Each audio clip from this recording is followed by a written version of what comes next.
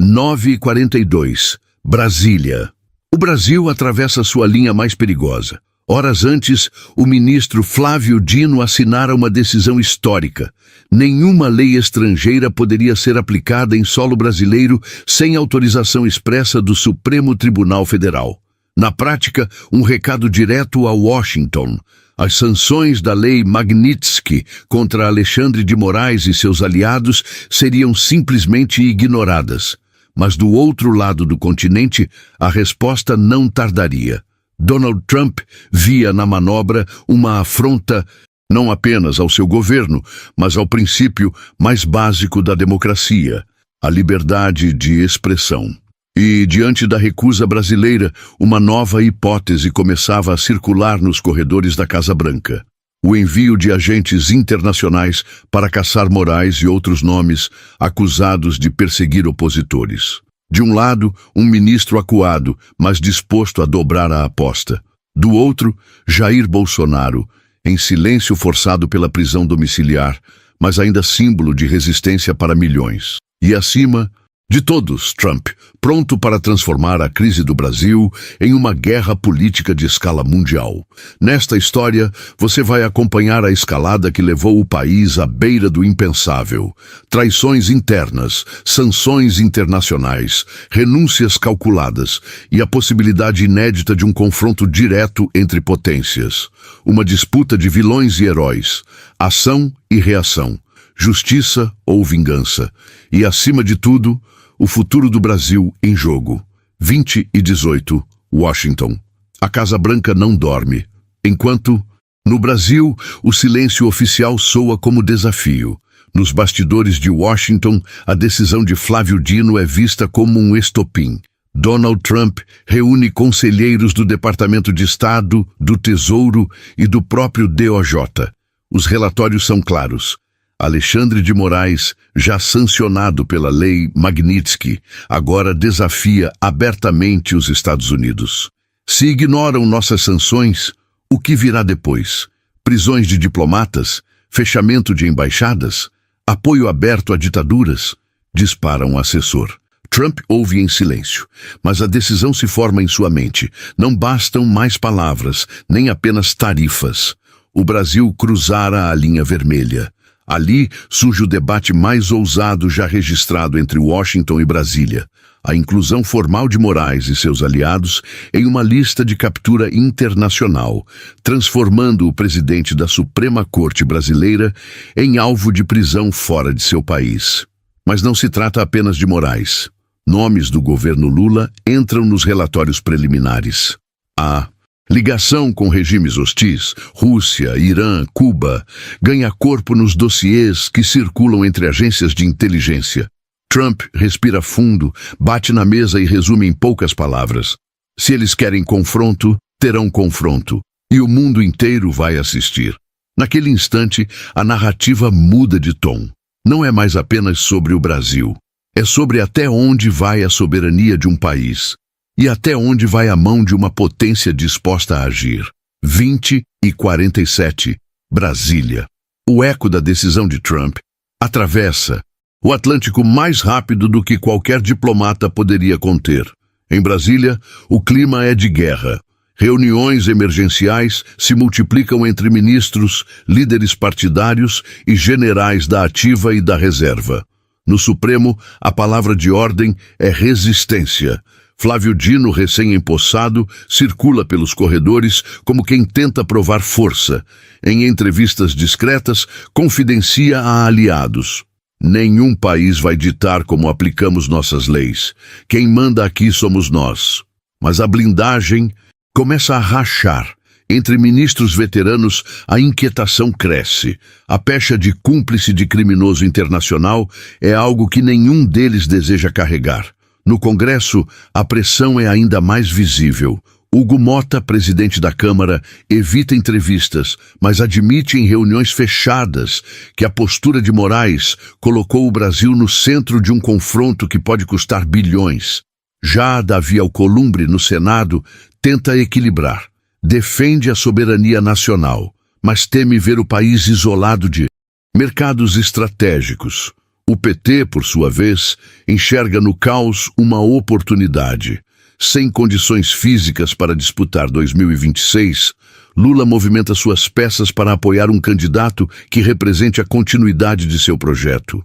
Nos bastidores, conversa-se em voz baixa. Apoiar Moraes pode ser a única saída para evitar que Bolsonaro volte ao Planalto. Enquanto isso, jornais internacionais estampam a manchete. Estados Unidos consideram emitir ordem de captura internacional contra ministro brasileiro. De um lado, um país tentando blindar seu establishment. Do outro, o peso de uma potência mundial disposta a agir. E no meio dessa tempestade, um nome silenciado pela prisão domiciliar começa a ganhar força nas ruas. Jair Bolsonaro, 21:15, São Paulo. As ruas falam quando os políticos se calam. No coração da Avenida Paulista, multidões se reúnem em uma manifestação espontânea.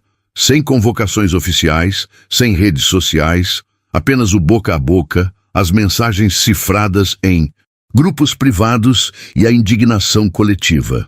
Faixas gigantes exibem uma frase curta e direta: liberdade para Bolsonaro. Mesmo em prisão domiciliar, proibido de usar telefone ou redes sociais, Jair Bolsonaro se torna o centro do ato. Imagens de apoiadores projetam sua foto em prédios, enquanto alto-falantes repetem sua fala de 2018. O povo brasileiro jamais será escravizado por tiranos. Do outro lado do país, em Brasília, o recado chega como um trovão. Deputados e senadores recebem relatórios sobre a dimensão dos protestos. O próprio Hugo Mota comenta em reservado: se ele não fala e ainda assim move milhões, imagina quando voltar a falar. E a cada nova sanção americana, a narrativa se fortalece. O Brasil não está diante de um simples embate político, mas de uma batalha global. Para os manifestantes, Moraes não é mais apenas um ministro. É o símbolo de uma tirania que precisa ser derrubada. Enquanto isso, Eduardo Bolsonaro, ainda nos Estados Unidos, aproveita a maré. Em reuniões com congressistas americanos, repete uma frase que circula nas redes conservadoras: meu pai é refém em sua própria casa, mas essa prisão só aumentou a força dele. O contraste é evidente. Moraes tenta se segurar pelas instituições. Bolsonaro ressurge como mito da resistência. E Trump observa, pronto para usar a pressão popular brasileira como combustível para sua própria escalada diplomática. 22:07. Washington. Donald Trump entra na sala oval com expressão fechada. O silêncio é pesado, quebrado apenas pelo ranger da cadeira presidencial quando ele se senta. Diante dele, relatórios da CIA, dossiês do Tesouro Americano e mapas detalhados do Brasil. Na primeira página, um nome em letras maiúsculas: Alexandre de Moraes. O presidente não perde tempo. Ordena à equipe econômica que amplie as tarifas sobre o Brasil de 50% para 80% em produtos estratégicos como aço, soja e carne. Se eles querem desafiar a América, vão pagar caro, dispara. Mas não para por aí. Trump dá o passo que muda tudo. Autoriza o Departamento de Justiça a emitir pedido formal de prisão internacional contra Moraes, utilizando a Lei Magnitsky como base legal. O anúncio vaza para a imprensa poucas horas depois e explode no mundo inteiro. Jornais estampam manchetes. Estados Unidos declaram Alexandre de Moraes alvo de captura. Primeira vez que um ministro da Suprema Corte vira réu internacional. As reações são imediatas. Na Europa, líderes da OTAN sinalizam que podem seguir a decisão americana. No Japão e no Canadá, comunicados oficiais afirmam que qualquer entrada de Moraes em seus territórios resultará em prisão automática.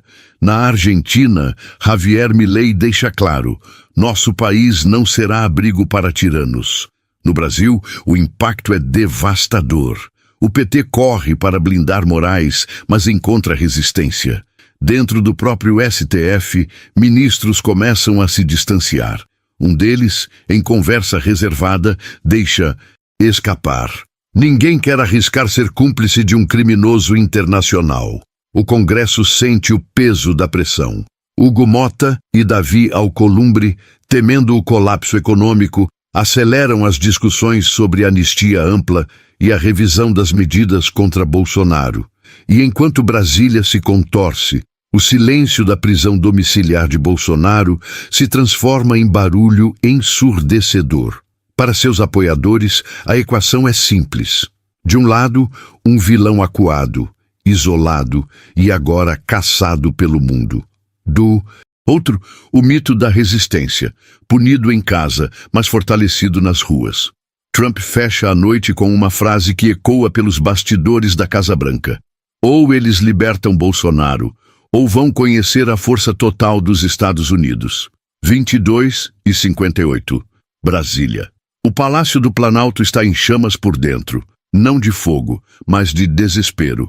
O gabinete presidencial se transforma em bunker improvisado. Lula, abatido pela saúde frágil e pela pressão psicológica, assiste em silêncio aos relatórios sobre as últimas decisões americanas. Ao seu lado, ministros petistas tentam encontrar saídas. Fernando Haddad alerta para o risco imediato. Com tarifas de 80%, nosso agronegócio vai parar. Isso pode arruinar nossa base de exportação em semanas. Já Rui Costa, chefe da Casa Civil, tenta manter o tom firme, mas sua voz vacila. Se aceitarmos a imposição americana, abrimos um precedente perigoso. O país vira refém. Lula levanta a mão, cansado, e solta uma frase que ecoa entre todos. Não é só o país que está refém. Eu também estou. Ele sabe. Mais cedo ou mais tarde, a pressão internacional pode chegar até ele.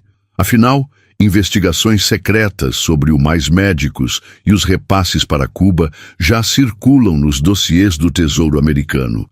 Se aplicaram a lei Magnitsky contra Moraes, o que impediria de aplicarem contra quem bancou a ditadura cubana. No STF, a tensão é ainda maior. A cada ligação que chega, ministros são informados de novos países aderindo ao cerco. Moraes, outrora temido, agora é um fardo pesado demais para carregar. Alguns colegas passam a sugerir nos bastidores que sua permanência compromete a própria sobrevivência da corte. Enquanto isso, nas ruas de Brasília, um espetáculo inédito toma forma. Milhares de pessoas cercam a Praça dos Três Poderes com velas, bandeiras e gritos em uníssono. Bolsonaro livre, Moraes preso. Repórteres estrangeiros transmitem ao vivo, descrevendo uma cena que o mundo nunca imaginou ver. Um povo clamando não apenas contra o governo, mas pedindo a prisão de um ministro da Suprema Corte. No Congresso, Hugo Motta reúne líderes partidários em sessão extraordinária. O tom é direto. Se não encontrarmos uma saída rápida, seremos engolidos. Ou avançamos com a anistia ampla e retiramos as medidas contra Bolsonaro, ou não teremos país para governar. Davi Alcolumbre reforça. Não se trata mais de apoiar ou não Bolsonaro, se trata de salvar o Brasil de um colapso internacional. As palavras ecoam como martelo. Pela primeira vez, até opositores históricos de Bolsonaro admitem que sua volta ao jogo pode ser inevitável.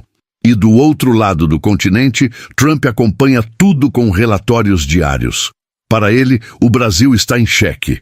Só falta o xeque-mate, a queda final de Alexandre de Moraes. 3:41, Supremo Tribunal Federal. O relógio marca quase meia-noite em Brasília, mas Alexandre de Moraes não dorme.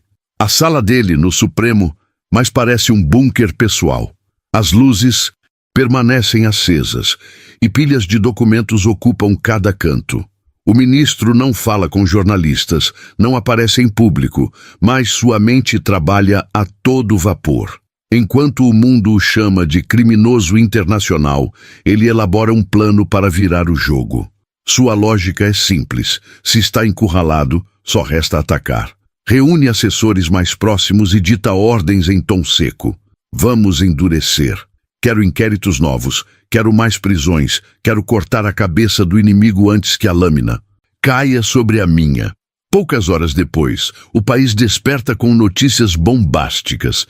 Cassação imediata do mandato de Eduardo Bolsonaro, acusado de articular conspirações estrangeiras contra instituições brasileiras.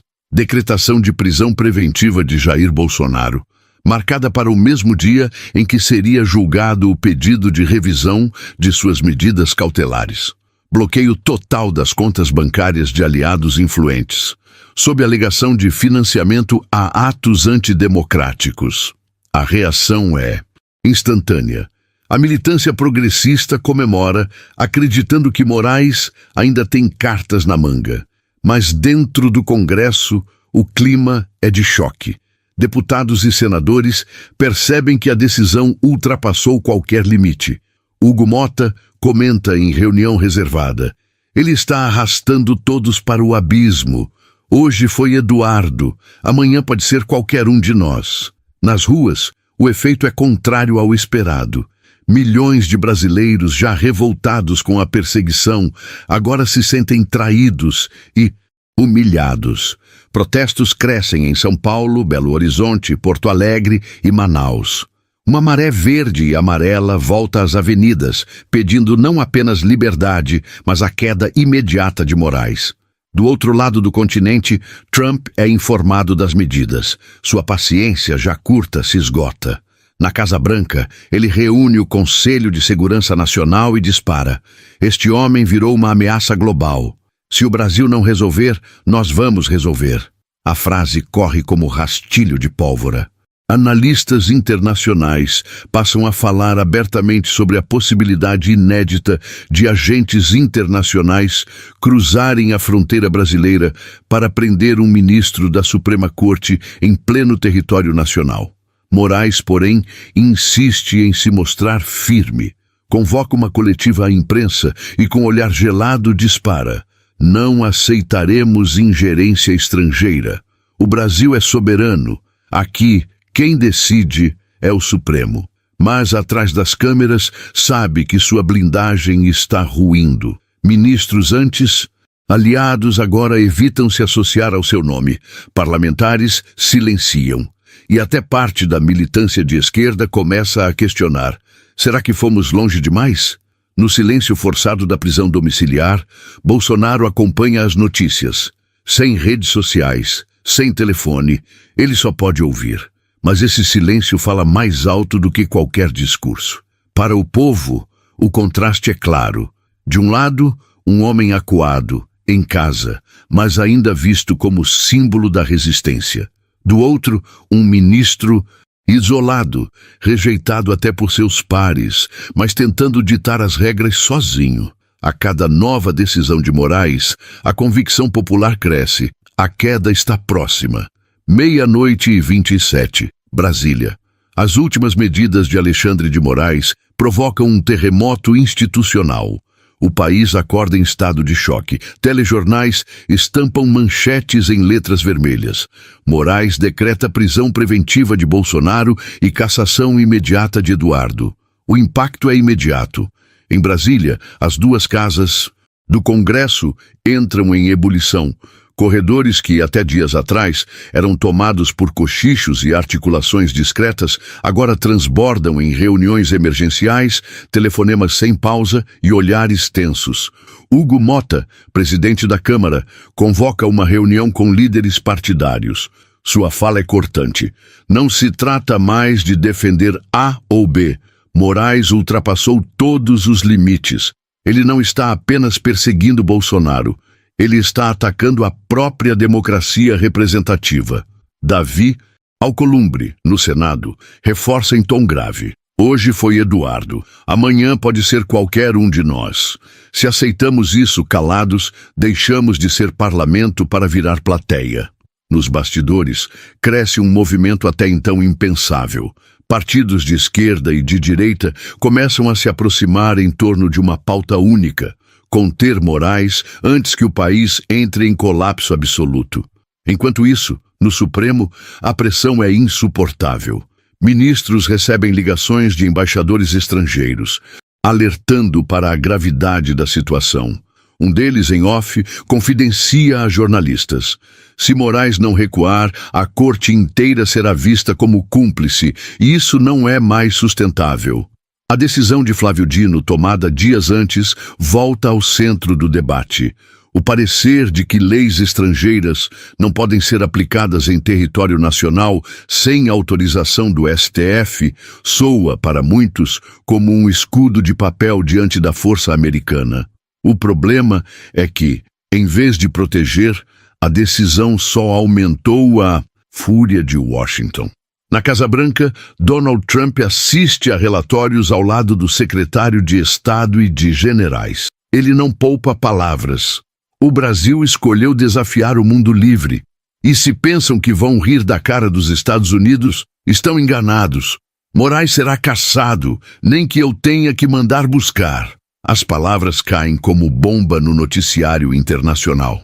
Pela primeira vez, a possibilidade de ação direta em território brasileiro não é descartada pelos analistas americanos. No Brasil, militares começam a sentir o peso da pressão. Generais da ativa, historicamente cautelosos, se reúnem em encontros reservados. A tensão é dupla. De um lado, não querem confrontar os Estados Unidos. De outro, sabem que intervir internamente pode significar repetir capítulos sombrios da história. Enquanto o establishment debate, o povo age. Milhares voltam às ruas, desta vez em todas as capitais do país. Em São Paulo, a Avenida Paulista é tomada por uma multidão que grita: "Anistia já! Bolsonaro livre!"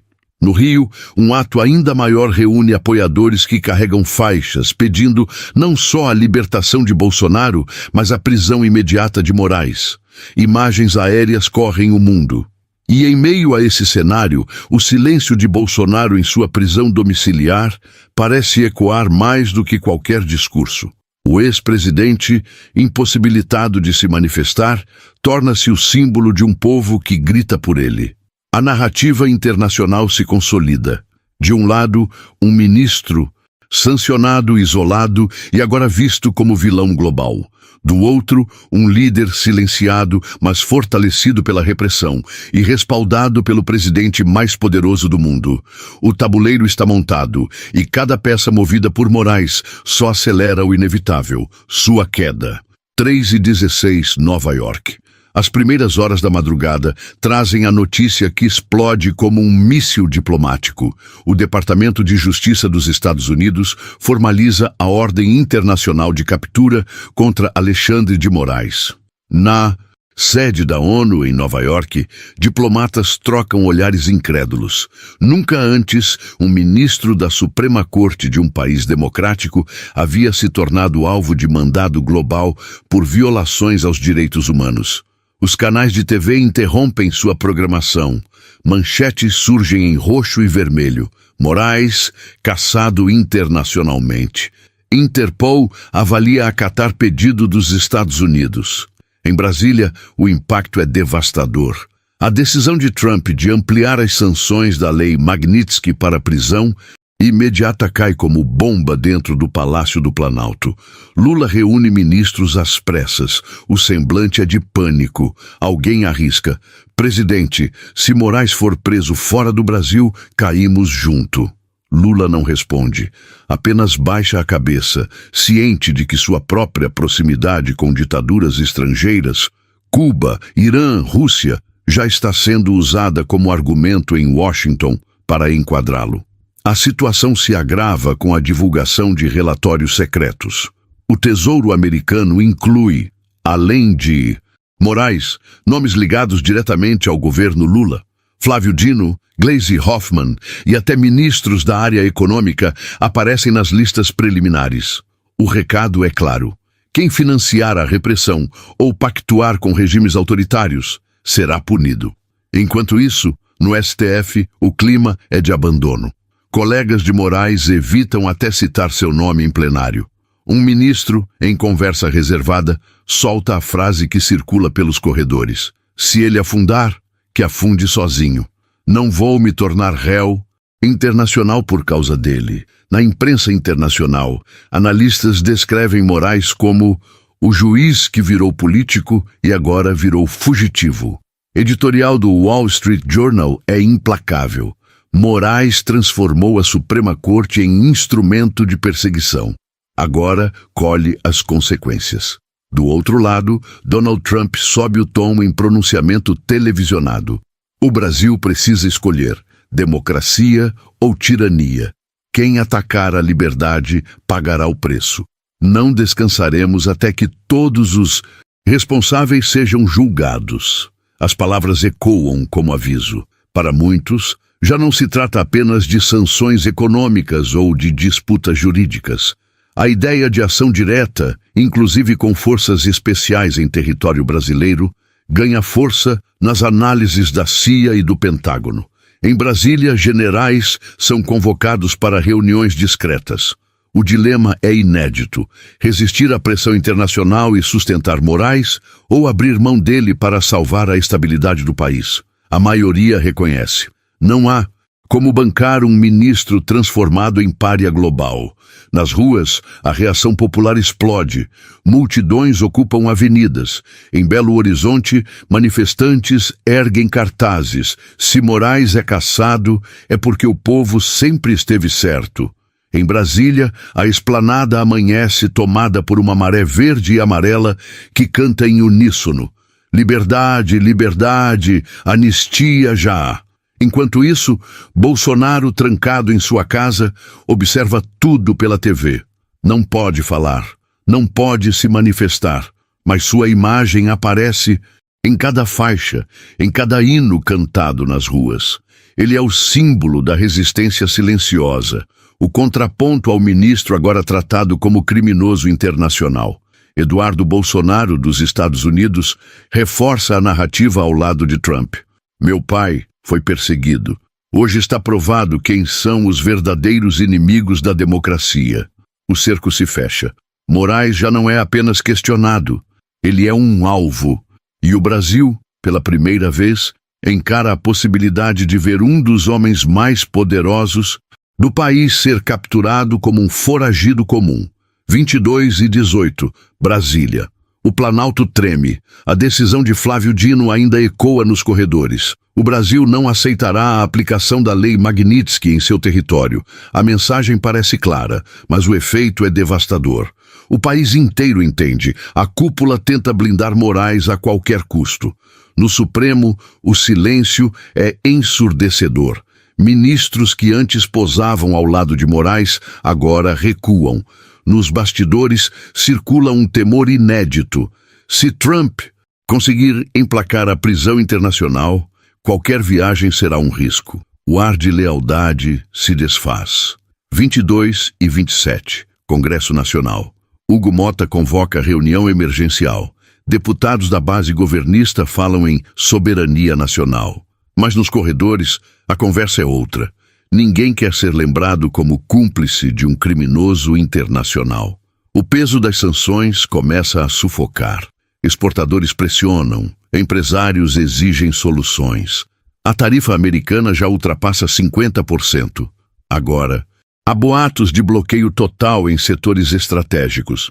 Lula, abatido, tenta articular resistência, mas seus aliados percebem. A saúde do presidente já não permite enfrentar uma tempestade dessa magnitude. O PT, nos bastidores, admite que Lula não terá condições de encarar Bolsonaro em 2026. É nesse vácuo que Moraes aposta tudo. 22:58, Brasília, área militar reservada. Generais assistem em silêncio à repercussão internacional. A possibilidade de agentes estrangeiros operarem em solo brasileiro causa choque, mas também uma constatação amarga. Foi o próprio STF que arrastou o país para este ponto. A caserna se divide. Alguns pedem firmeza, outros ponderam. E se realmente houver mandado de prisão contra Moraes?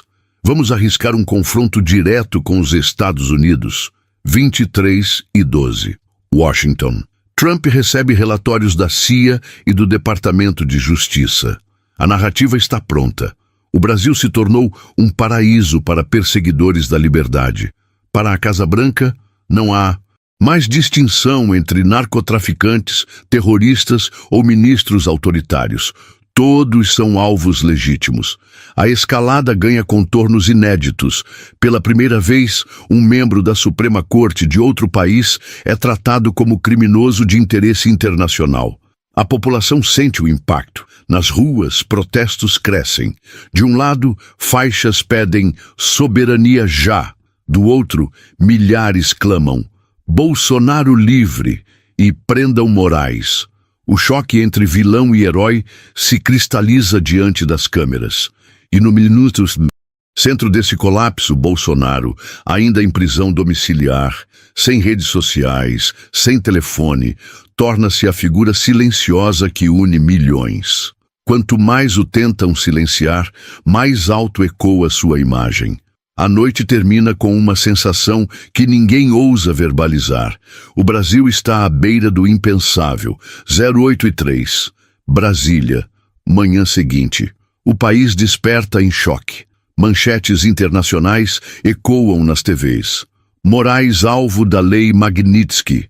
Estados Unidos ampliam sanções e pedem prisão internacional. Dentro do STF, o clima é de abandono. Ministros que antes batiam palmas em silêncio, agora se distanciam. Ninguém quer dividir a cela com ele, cochicha um assessor em um dos corredores. Auditório da OAB, São Paulo.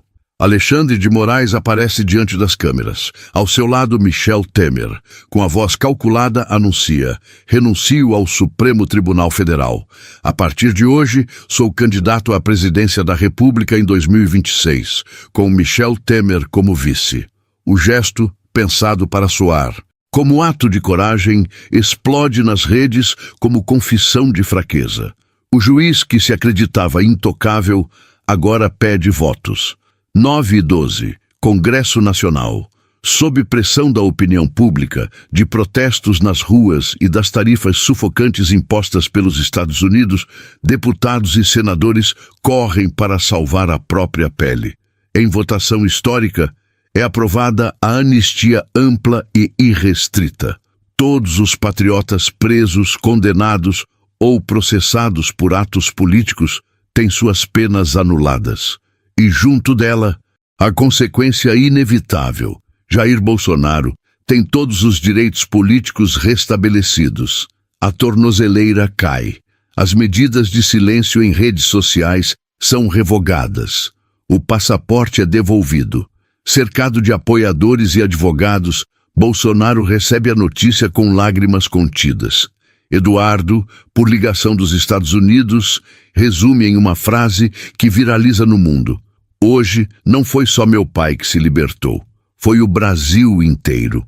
10h30, Washington. Donald Trump, já informado da decisão, convoca uma coletiva. Diante da bandeira americana, declara em tom solene: a justiça venceu, o povo brasileiro terá de volta a voz nas urnas e estaremos juntos para que nunca mais a liberdade seja atacada. 11h05, São Paulo, Avenida Paulista. O coração do Brasil pulsa dividido. De um lado, bandeiras vermelhas e cartazes com o rosto de Moraes e Temer.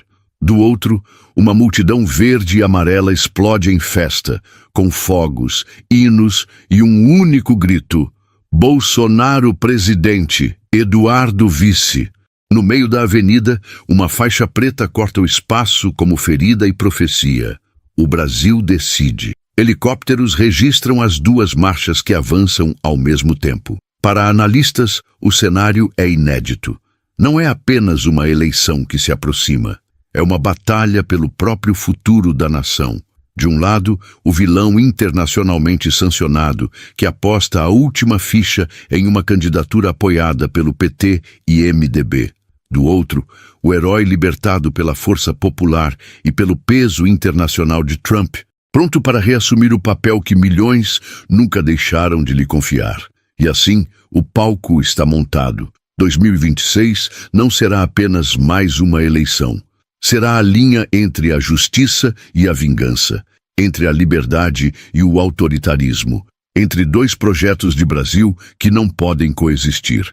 Se você chegou até aqui, já percebeu, essa não é apenas uma narrativa fictícia, é um alerta. Muitos dos cenários que contamos aqui já estão acontecendo diante dos nossos olhos. Sanções internacionais, decisões, polêmicas no Supremo, aproximações perigosas com ditaduras. O que apresentamos pode parecer um roteiro, mas é também um espelho do futuro que se desenha. E o Contos do Mito tem mostrado, vídeo após vídeo, que a realidade costuma ultrapassar a ficção. Agora eu quero saber, você acredita que veremos Bolsonaro contra Moraes nas urnas em 2026? Ou acha que algo ainda mais drástico pode acontecer antes? Deixe seu comentário aqui embaixo. Sua opinião é fundamental. E não se esqueça, se o algoritmo trouxe você até esse vídeo, é porque essa história precisa ser espalhada. Compartilhe com seus amigos, inscreva-se no canal e ative o sininho, porque o que mostramos hoje pode ser a notícia de amanhã. O Brasil está em jogo, e aqui você assiste primeiro.